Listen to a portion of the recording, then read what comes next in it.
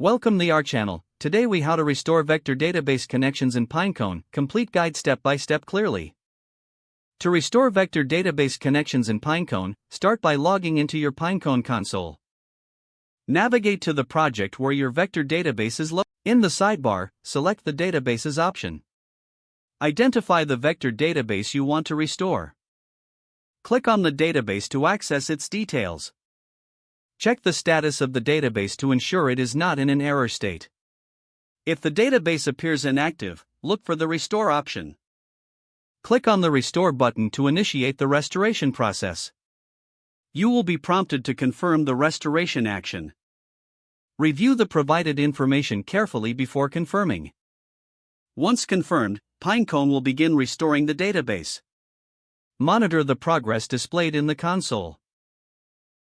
After the restoration process completes, check for any error messages. If there are no issues, proceed to verify the connectivity. Test the connection by using a sample query to ensure proper functionality. If the query returns results as expected, your vector database is successfully restored. In case of persistent connectivity issues, revisit your project settings. Ensure all access permissions and configurations are correctly set. Once everything is verified, you can start using your vector database again. For further assistance, consult the Pinecone documentation or support channel. If the page does not load, refresh the browser or try again in a private or incognito window. Make sure you are using the correct email address, then retype it carefully to avoid small typos. If your password is not accepted, use the reset option and create a new strong password you can remember.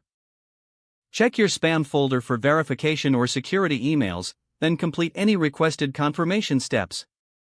Enable two-factor authentication if available to improve account security and reduce unauthorized access risk. After signing in, review your profile details so your contact information and settings are accurate and current. If you see an error message, note it down and try again after restarting your device and internet connection. Log out when you finish, especially on shared devices, to keep your account and payment information secure. Don't forget to like this video and subscribe to our channel for more step-by-step tech guides.